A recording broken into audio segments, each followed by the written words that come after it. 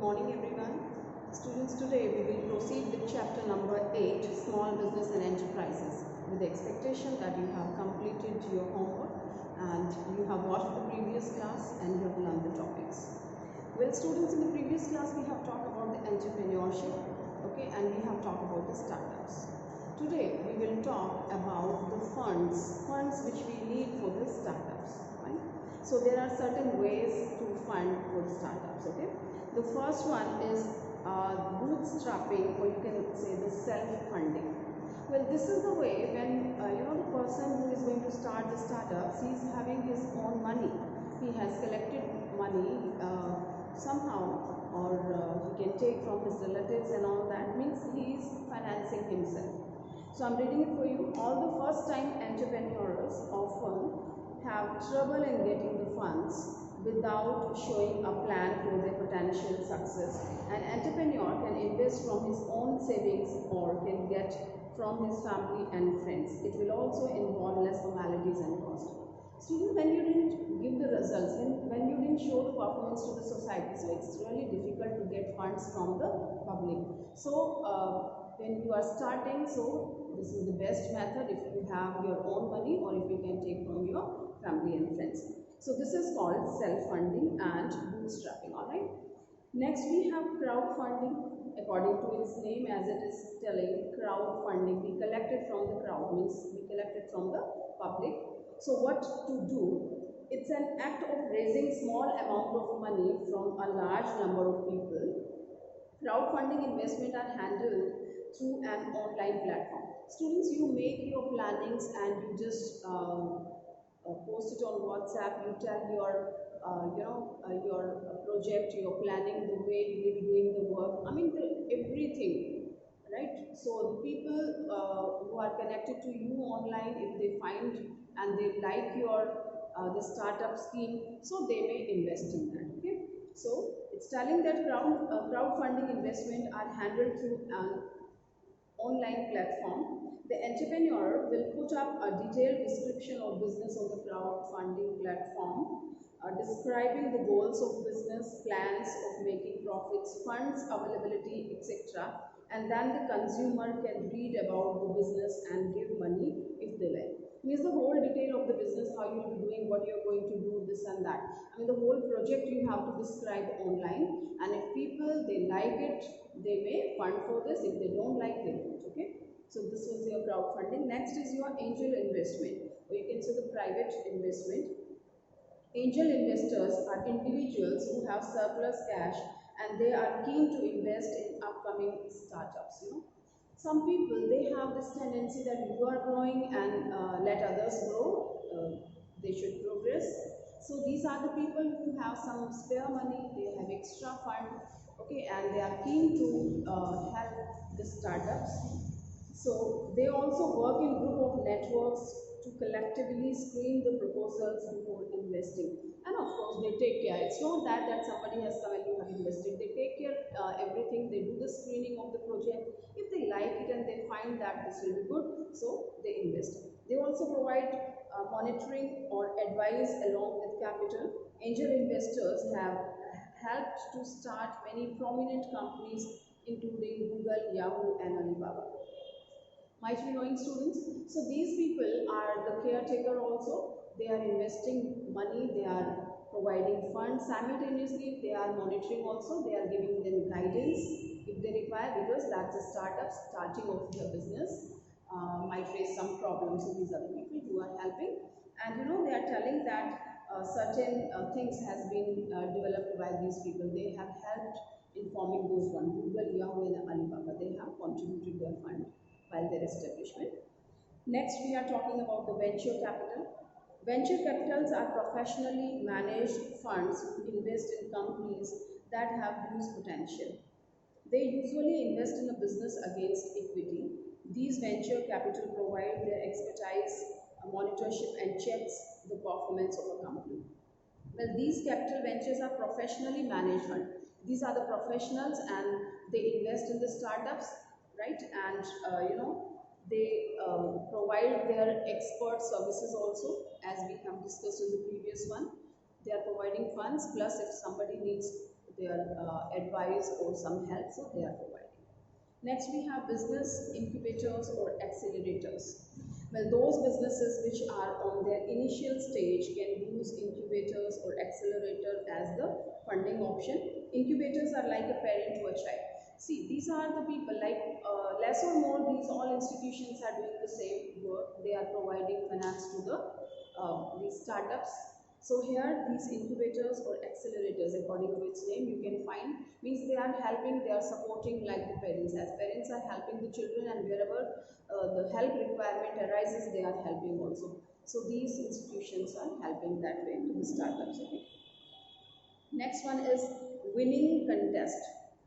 This is the other method of raising funds by a business. The business can present its idea or it can prepare its business plan. It should be comprehensive enough to convince anyone that the business idea is worth investing in. If anyone likes the business plan, they may invest in that. So winning contest, you have prepared your whole planning, description of your business, how you will be doing, where you will be doing, how much you will be earning. I mean, all these things you have prepared and you present it in front of the people. If they like, they invest that. So this is like your winning contest. If you won, you got the money. If you don't get.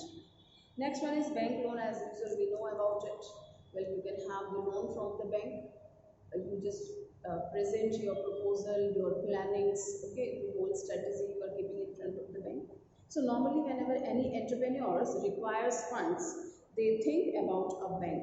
A bank provides two kind of financing to business. One is working capital loan and another one is funding. Working capital we require for this current year only, you know, the revenue cycle of the year. And funding from bank would involve the general process of sharing the business plan along with the project report and all that. If you want the funds for a long time of period, then you have to present your whole planning and project of your business.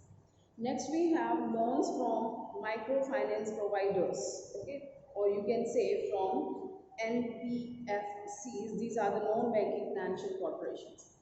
Well, when you don't go to the bank and other these kind of things, so certain non-financial institutions, they come forward and in fact they are doing the work of a bank. The difference is this much only, that these are not recognized as a bank and they don't have that much legal framework as the banking systems are having. Okay, so and no such legal requirements they have to fulfill according to the banks.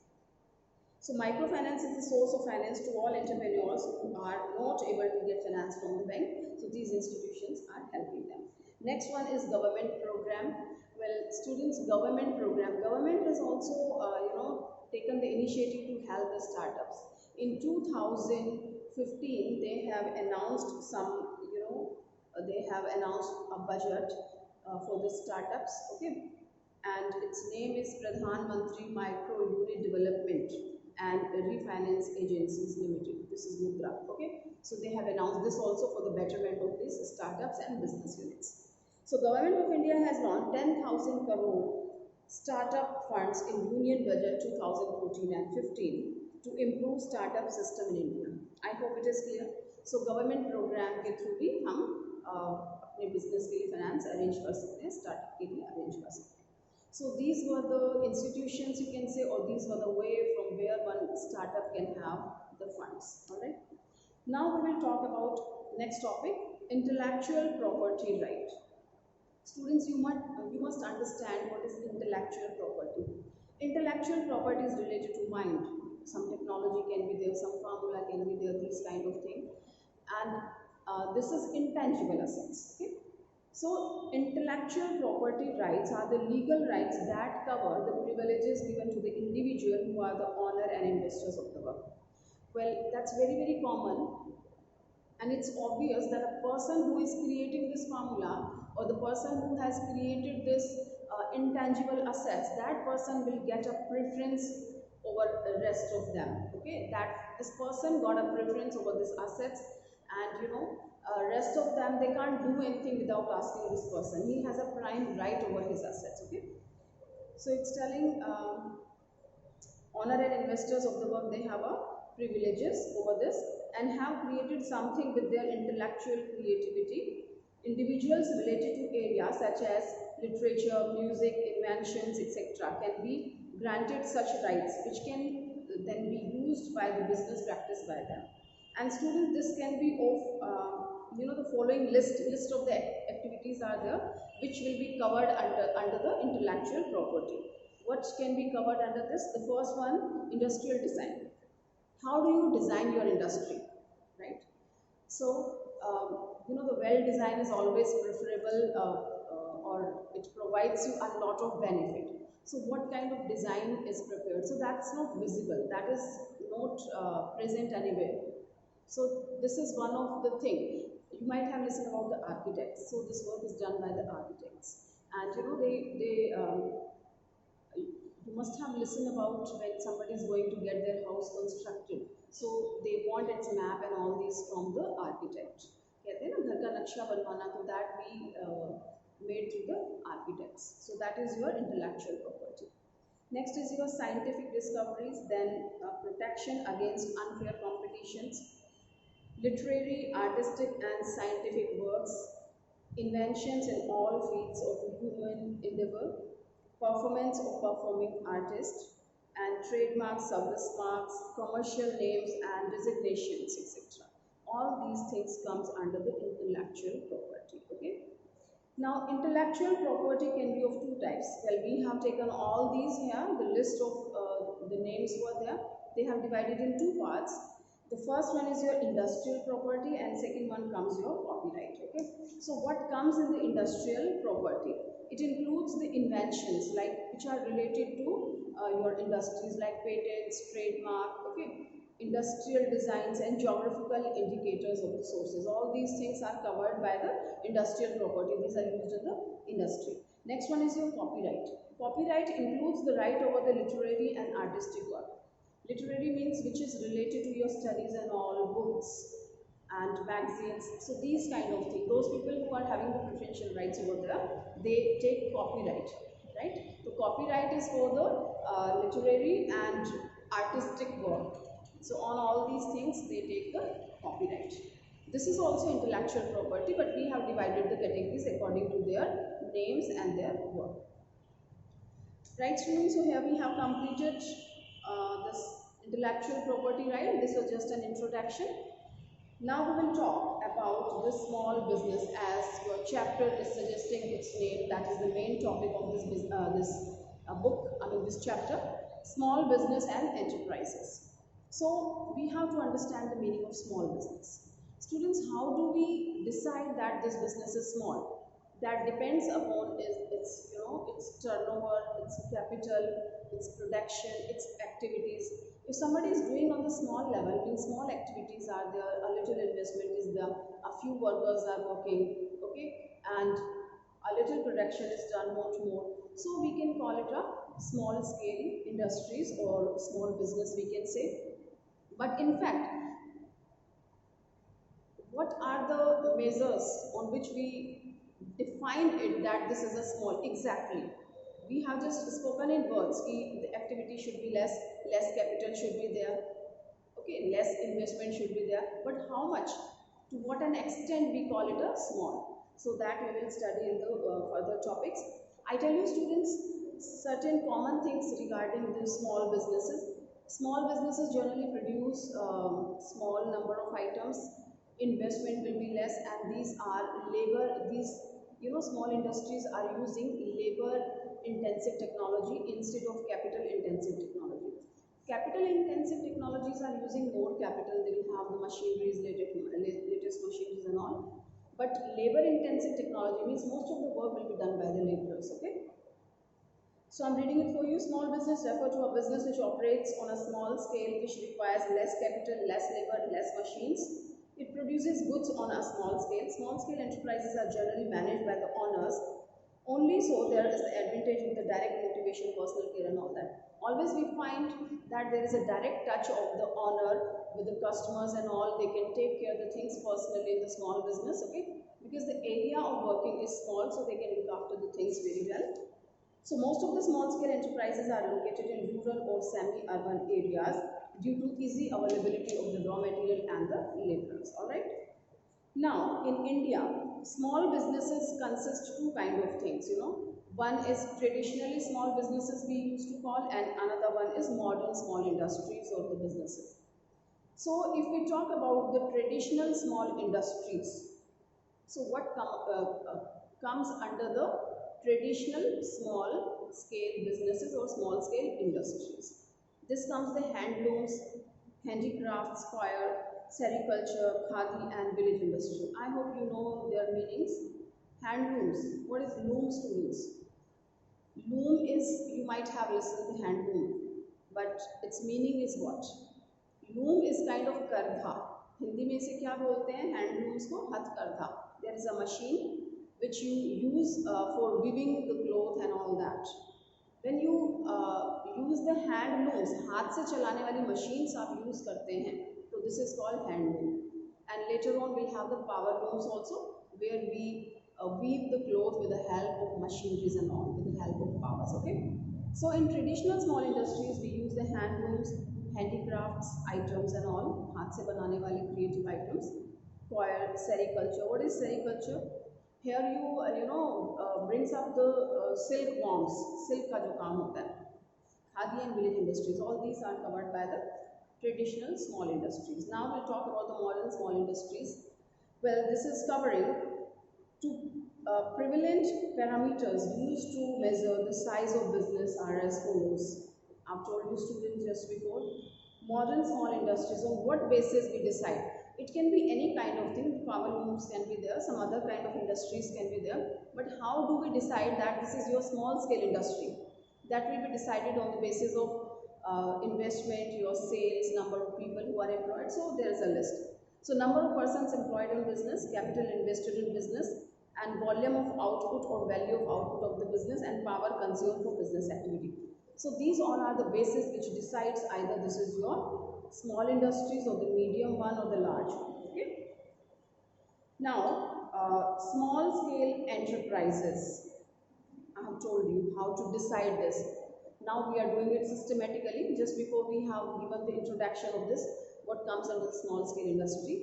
Now small scale enterprises, these are defined by MSMED Act 2006. You know, before this, we were just expecting, as I have just given you the vague idea, if your capital is less laborers are there, fine, less number of items you are producing. So what is the quantity? To what an extent we can take it in the small industries? So MSMED Act has been formed in 2006 and they have defined it properly. Okay. So according to the provisions of this MSMED is what? This is Micro, Small and Medium Enterprises Development Act 2006. This is MSMED. Alright. Now this tells, and students, we have two kind of industries. Small scale industries we have talked. So these small scale industries can be defined in two parts. One is your manufacturing industry and another one is service industry. So first we will talk about the manufacturing industry. Okay. In manufacturing industry, we have three kind of industries. We have given the name. These are the micro industries, small industries and medium industry. Okay. So when we call it micro industry, where the investment in plant and machinery is up to 25 lakh. Right students? Micro, बहुत छोटे को कहते हैं ना, micro, then small and then comes the medium. So here we have divided in two parts. The first one is your industries, okay, manufacturing industries, and second one is your service industry. So manufacturing industry में आप micro इसको बोलेंगे, micro industries कौन सी होगी? Where the investment is up to 25 lakh only, not more than 25 lakh, that will be termed as micro industry. Okay. What comes in the small scale industries? If your investment is exceeding more than 25 lakh have invested, but up to 5 crore only, then this comes in the small scale industries. Okay. But if your investment is exceeding 5 crore, more than 5 crore if you have invested, but up to 10 crores, so that comes in the medium scale industries. And if it is more than 10 crore, that goes in the long term. Okay. Large scale industries we convert it. Now we will talk about the service enterprises. Service enterprises, These are the enterprises or businesses which are providing services. We have studied the service sectors, and certain other kind of services are there. You may notice that how many service sectors are spreading in the market. Even restaurant is also providing you a service, okay? Your cinema halls, they are also providing you services. So here, service enterprises. Again, the three categories are there: micro, small, and medium. So what is termed as micro? If you are investing, always remember students, in manufacturing units we need more investment, but for service industries we need less investment. So in micro, if you have invested up to 10 lakh rupees, if your investment is not exceeding 10 lakh, means up to 10 lakh, then this will come in micro, right? Micro industries. And if your investment is exceeding 10 lakh, but that is up to 2 crore, so that comes in the small scale industries, okay, service industry. But if your investment is exceeding 2 crore, but up to 5 crore is there, so this comes in the medium industries, medium scale, okay. But if your investment exceeds this 5 crore, that comes in the large scale industries. Alright, I hope it is clear. Well, we'll talk about the administrative setups for the small scale. Administrative setup means who looks after this small scale industries. So the government of India has created two ministries to promote and develop small scale industries in India. We know that the major percentage of the industries, these are small scale industries. So there are certain rule regulations. Government is working for these industries. They are providing all kind of help, financial help, technical help, managerial help, or any other kind of suggestion, or any other technical or any kind of problem which they are facing. The government is ready to provide that. So government has established its setup to help these small scale industries. So we are talking about that administrative setup. The first one is Ministry of Small Scale Industries. So what this ministry is doing? It designs policies. What is that? Ministry of Small Scale Industries. What it is doing? It designs policies, programs and schemes for the promotion and growth of small scale industries. The Small Industries Development Organization, which is attached to this ministry, is responsible to implement and monitor various policies and programs formulated. Well, this department is responsible for all the things to take care regarding these industries, responsible to implement and monitor various policies and programs. Either the policies and programs which has been formulated by this institution, these have been formulated, or these are in the books only. And monitoring means taking care. If help is required, so they provide the help. Next we have Ministry of Agro and Rural Industries. Well, it is concerned with coordination and development of the village and khadi industries. Students, its name is suggesting a lot of things. Ministry of Agro and Rural Industries. So this is related to the rural area, and rural industries related especially. So it's covering the khadi industries, tiny and micro enterprises in both urban and rural areas. It also implements Prime Minister Rozgar Yojana. The various policies and programs are implemented through this Khadi and Village Industries Commission, that is Handicrafts Board, Coir Board and all that. These are established by the government to help the people in the rural area and urban areas as well. These are the small scale industries, right students? So that was the administrative setup. These are set up, okay, by the government, and under this so many other institutions are there that we will study. Well, there is a page, students, you must go through that. Information alert. Some more types of small scale enterprises they have given. You must go through it. If you find any problem, so you can ask. That is ancillary small industrial units, export oriented units, small scale industries owned by, managed by women entrepreneurs, then tiny industries units, small scale service and business enterprises, then micro business enterprises, village industries and cottage industries. These industries, they work according to their name. As one of this, they have suggested that women entrepreneurs. So these are, providing help and motivating the women entrepreneurs. They should come forward and on the, privileges they are providing to the women. Okay. So you must go through it. If it is not clear, then you can ask. Well, our next topic is role of small business in India. We have talked about the small businesses, and I've told you students, small business plays very vital role in the Indian economy, and it contributes the major portion of the GDP of our country. Okay, so what role it is playing in the business? Role of small business in India.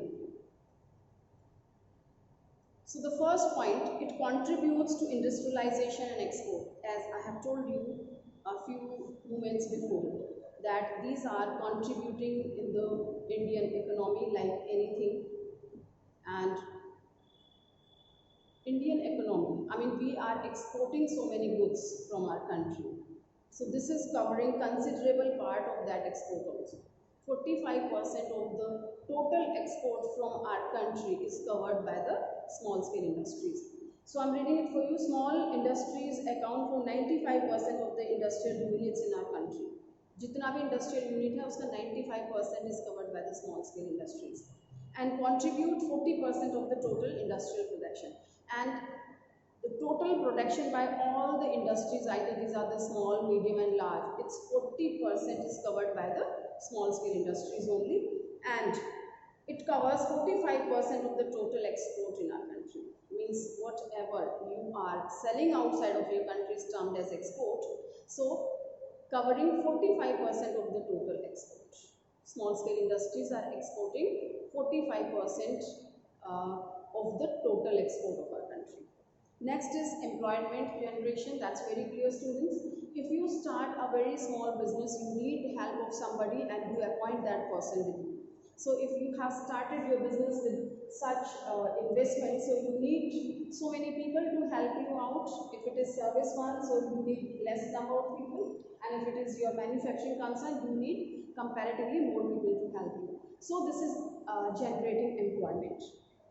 Next one is large variety of products. We know that a variety of the industries, even the products comes later on. First we talk about the industries. We have variety of the industries prevailing in the country, small scale industries. Okay, so these are manufacturing different varieties, size, colors and such kind of things.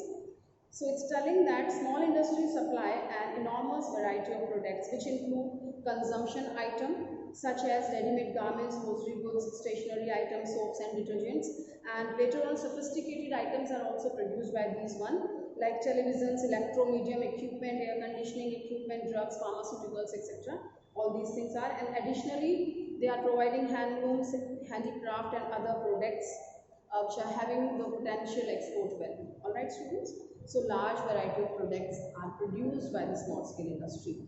Next we have promotes balanced regional development. Students, these industries, and we have discussed about it, that certain institutions are there which helps you when you start your business in the rural area, backward area, some special benefit and aids are given by the government. Added advantage is given to you by the government if you start your business in the rural area or backward area. Reason is very clear that this is balanced regional development should be there. The developed area are already developed, and if you start your business there only, so that won't be countable. Okay, already development is there, that is not so considerable. But the area where there is no development, if you start your business over there, you start your industry, small scale industry there, so many benefits will be provided to the local people. You can provide the employment and certain other natural business takes place over there. Okay, so promotes balanced regional development. Next we have development of entrepreneurship. Small industries provide ample opportunity for growth of entrepreneurship as less capital and formalities are needed for the business. Many people are encouraged to utilize their hidden talents in setting up of business in the small sector. So development of the entrepreneurship, as we have studied in the previous topic. So here they are getting help, they are getting finance, they are getting another kind of guidance and all that. So it's easy for the people, those who are willing to start their own work, So it's quite helpful for those one, and it improves the entrepreneurship, development of the entrepreneurship takes place through that. Next we have low cost of production. Students, small industries also enjoy the benefit of the lower cost of the production due to its running in establishment cost. It is on the small level, okay, so its establishment cost will be there. It is on the small scale, and these, as we have discussed, these are set up in the rural area, backward area. So laborers we get easily, and at reasonable rates we get the laborers, and the raw material also sometime locally we get the raw material. So that becomes very easy for these people to manufacture these items, and at reasonable cost they can manufacture, and that way low cost of production is possible. Okay. Next one is quick decision, as due to small size of the organization, less number of people are there, and ownership is in a few hands only, or maybe the single owner is there, so he can decide the things very soon without discussing with everyone and all. Okay, so quick decisions are possible here. Then suitable for customized production. Customized production means according to the requirement of your customers. As these are the small one, if somebody has ordered that I want this in this particular size, shape, color, so and so, so you can produce. So customized production is possible. But if it is a large scale industry and their market is very large, for a few people or a group of customers, they don't change the things in the production. Okay. So small industries are best suited for the customized production, as goods can be produced according to the needs of the customers due to use of simple and flexible production techniques. And next and last one is your personal contact. Small industries have inherent strength of adaptability and a personal touch. Therefore, these are able to maintain good personal relations with the customer. We have talked many times that it's on the small level, so they are handling everything. They are in touch of their suppliers and their customers, and from where they are buying the raw material. I mean, personally they can take care of all the fields of their business. Okay, so personally they are in touch with everything. Fine students, so here we have completed role of small business in India. Well, one more topic we are going to do. This is your role of small business in rural India. These points are almost same, as we have talked about the role of small business in India. First we have talked about the India, now role of this small business in rural India. Okay, abhi humne pure India mein kiya, these are the effects. Okay, now in rural area and the backward areas, first one, employment, that's the same thing, either this is in the rural area or somewhere else, it is providing employment to the people. Next one, improves economic condition. It improves the economic condition, of course. That's a backward area, rural area, hilly area is there. So if you are providing the employment to the people, then and there only, they don't have to go anywhere else. So these people are improving their economic condition. Okay. Then prevents migration. What is migration, students? Migration is changing the place from one place to another place. In search of your livelihood, you are migrating yourself from village to city.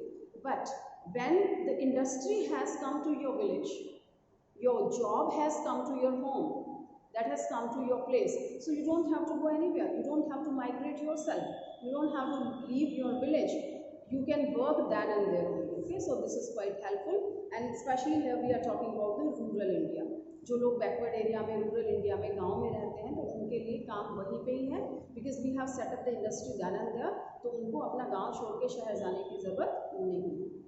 Next one is mobilisation of the local resources. Here easily we can use the resources. Mobilization of the local resources. Locally the raw material is available, they can use it very well. So small business facilitates mobilization and utilization of the local resources and skills which might otherwise remain unutilized. This helps in tapping resources like entrepreneur skill and small savings, especially in the rural area. So it's telling, if we don't set up the industry, so most of the people, they are not willing to work because they don't know their ability, they don't know. Okay, and some people, they don't plan to go outside, but when the job has provided in their area only, so we can utilize their potential, they are ready to work. Okay, and resources also. And if you don't set up the things in the villages, you will find so many things are there. The villages are full of resources, the natural resources are there, and so many raw material we get from the fields, and we can make so many handicraft items and all that. So if we set up our small scale industry to manufacture the handicrafts and all, okay, with the straw, these beads and all that, so many beautiful items can be created. So these people got a job, and the material which was unused earlier, that can also be used here, okay. So mobilization of the local resources. Next we have the rural development, of course. When you are doing something good in the rural area, so that area also develops. And last one is equitable distribution of income. Equitable distribution of income. If you set up your business somewhere else in the developed area, so income increases over there only. But if you have set up in the rural and backward area, so people, they are employed here, you have provided the employment, they are earning and their income has increased. So a little bit equalization we have done, equitable distribution of the income. These people also got a little amount. And otherwise, if we think from business point of view, a few large businesses, if they are producing, they have, you know, the maximum earning is in their hand. But if we have started small scale industry, so these small scale industrialists also can have something.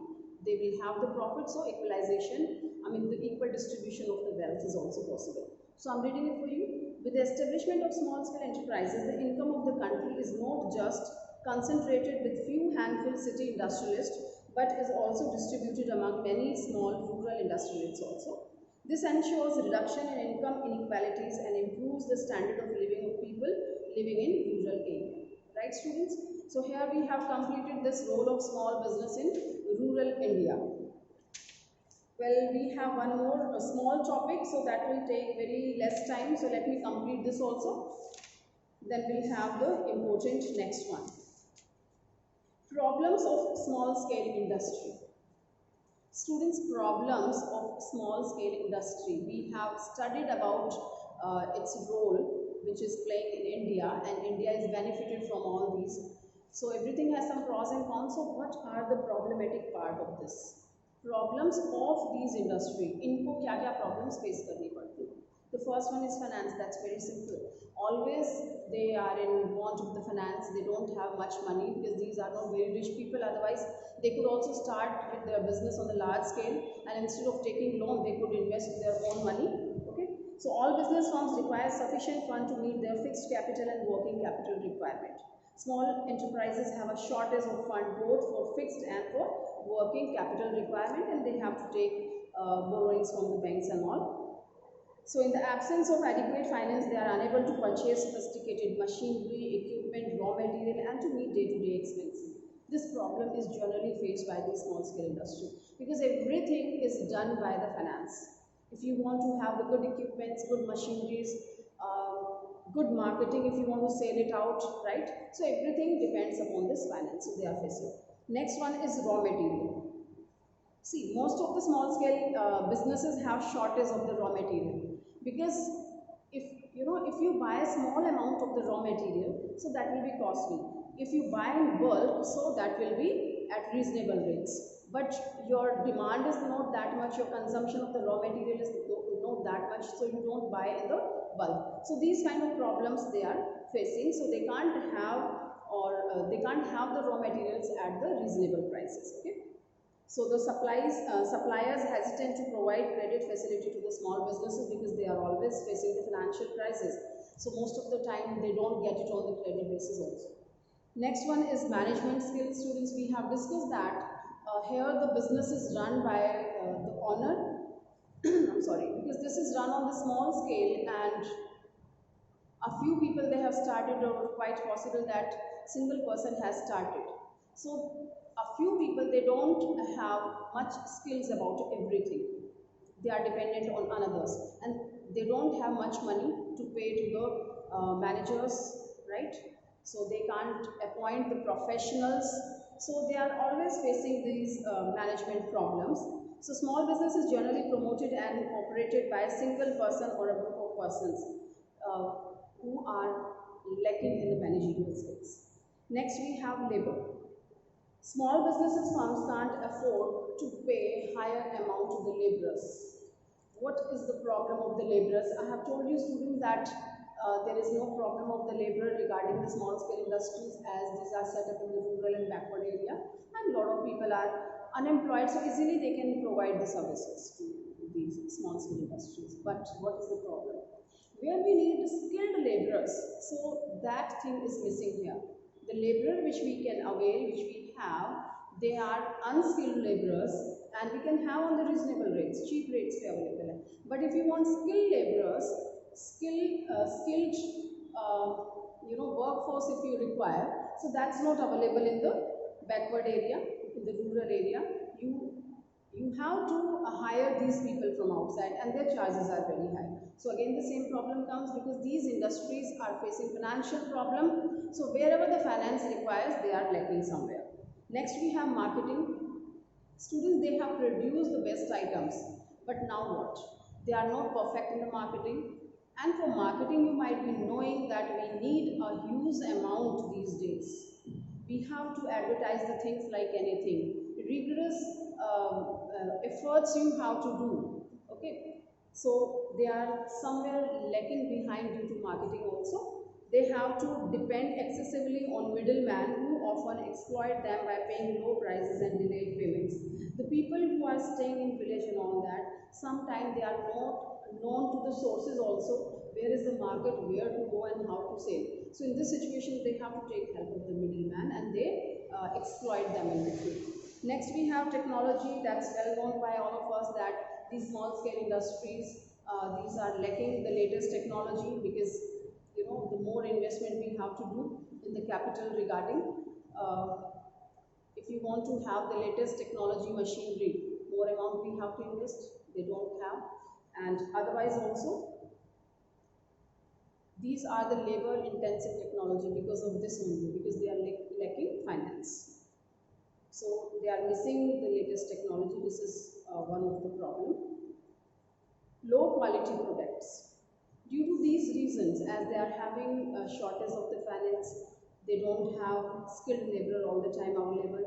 Okay, their management is not very good.